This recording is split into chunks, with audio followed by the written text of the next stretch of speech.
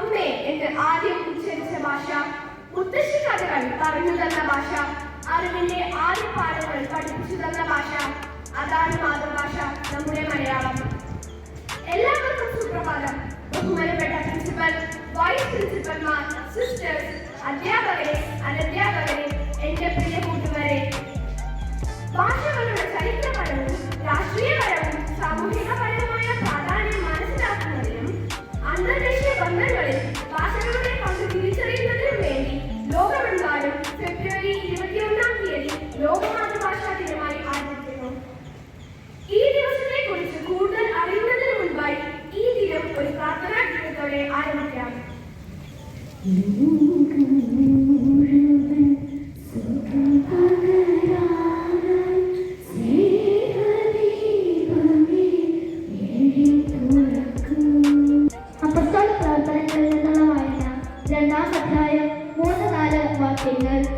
അഗ്നിജ്വാലകൾ പോലുള്ള തീനാവുകൾ താങ്കൾ ഓരോരുത്തരുടെ മേൽ വന്നു നിൽക്കുന്നതായി അവർ കണ്ടു.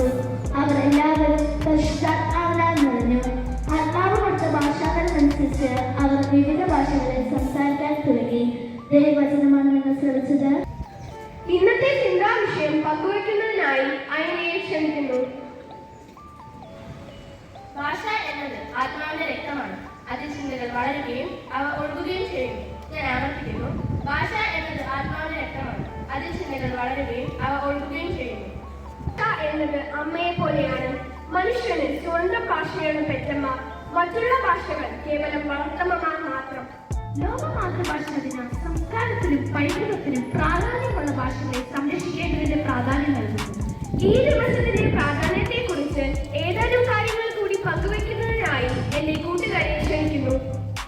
വ്യക്തി ആദ്യമായി ഉച്ചരിക്കുന്നത് മാതൃഭാഷയാണ്. അവന്റെ സങ്കടവും സന്തോഷവും ദേഷ്യവും എല്ലാം പറഞ്ഞറിയിക്കാൻ കഴിയുന്നത് മാതൃഭാഷയിലൂടെ മാത്രമാണ്. ലോക മാതൃഭാഷാ ദിനം വിദ്യാഭ്യാസത്തിൽ മാതൃഭാഷ ഉപയോഗിക്കുന്നത് പ്രോത്സാഹിപ്പിക്കുന്നു. മാതൃഭാഷയെ വെക്കുന്ന ഇക്കാലത്ത് മലയാളം നാട്ടിൽ പുറത്തുകാർ മാത്രം സംസാരിക്കുന്ന ഒന്നായി മാറിക്കൊണ്ടിരിക്കുന്നു. വിദേശത്ത് പോകുന്നവരും പോയി വരുന്നവരുമൊക്കെ തങ്ങളുടെ മാതൃഭാഷയായ മലയാളത്തെ മറന്ന് അന്യഭാഷ സംസാരിക്കുവാൻ തയ്യാറാവുന്നു.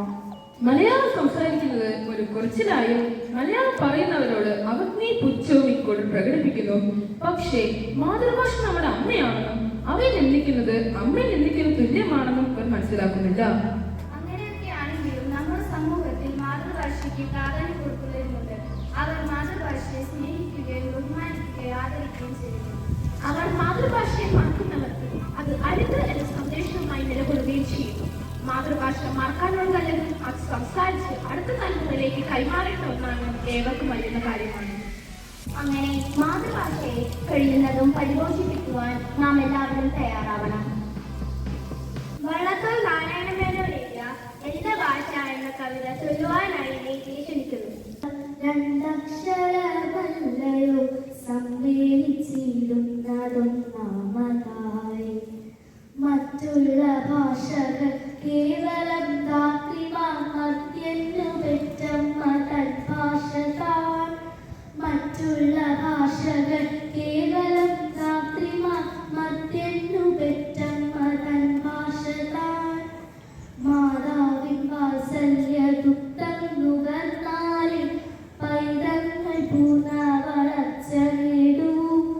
അമ്മ താൻ തന്നെ പകർന്നു തരുമ്പോഴേ നമ്മൾക്കമൃതമൃതാൻ തോന്നൂ. മാതാവിൻ വാത്സല്യ ദുഃഖം നുകർന്നാലിൽ പൈതങ്ങൾ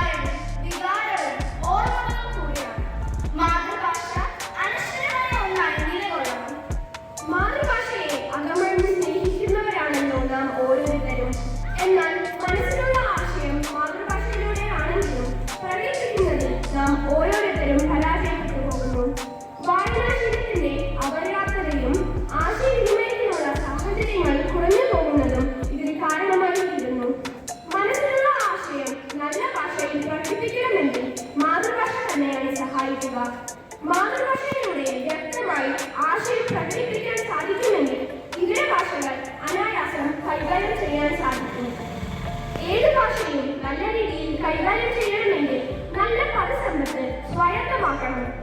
വായനയിലൂടെയും പ്രസംഗങ്ങൾ കേൾക്കുന്നതിലൂടെയും ആശയവിനിമയത്തിലൂടെയും ഈ പദസമ്പത്ത് വർദ്ധിപ്പിക്കാനാവും. ആധുനിക കാലഘട്ടത്തിൽ ഉപയോഗിക്കുന്ന ഹൈഫൈ വാക്കുകൾക്ക് പകരം മലയാള തനിമയുള്ള പദങ്ങൾ ഉപയോഗിക്കാൻ നമുക്ക് പരിശ്രമിക്കാം. ഭാഷയെ വളർത്താം. ഒരു ഭാഷ പഠിക്കുമ്പോൾ സംസ്കാരം കൂടിയാണ് പഠിക്കുന്നത് എന്ന് നാം ഓർക്കണം. നന്ദി. ഇന്നത്തെ അസംബ്ലിയെ അഭിസംബോധന ചെയ്ത് സംസാരിക്കുന്നത്